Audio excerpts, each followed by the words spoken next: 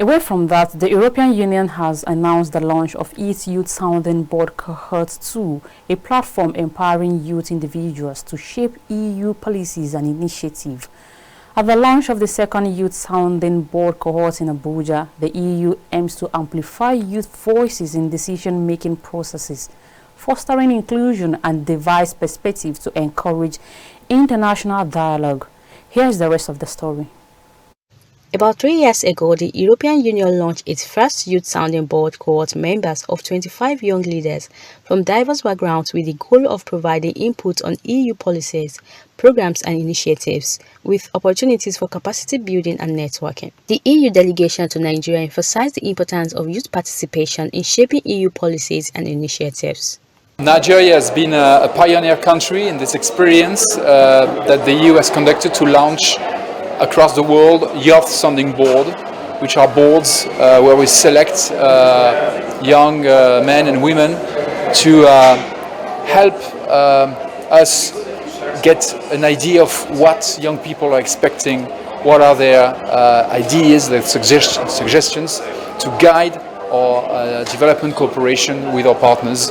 In particular, here in Nigeria, we launched the first cohort in September 2021, and it's finishing its 3-year mandate today, and we are launching a second cohort of the Youth Sounding Board Nigeria. The outgoing members of the first cohort encouraged the newly launched cohort to build upon their achievements and continue advocating for the interests of the young and vulnerable. So far, so good. We've been able to achieve the goal of the board, which is to advise. So we advise the EU delegation to Nigeria and ECOWAS to make their programs, their policies and their projects to be more youth participatory, and we've been able to achieve this because we were able to bring in more youth perspective to the work that the EU is doing. Now that we have set the pace, I would advise them to continue from where we stopped and also to look at what we have done. Like, they shouldn't work in silos, they should continue to work collaboratively. We'd like them to come in with the same energy, because without the energy we brought, I don't think we'll be able to achieve all we achieved. So I think they should come with the same energy, but maybe more of innovation, should be more innovative. The new cohort members of the Youth Sounding Board have revealed some exciting plans to promote meaningful youth participation and empowerment globally. These plans are part of the European Union's Youth Action Plan, which aims to make EU external action more participatory, relevant and effective for young people in EU partner countries.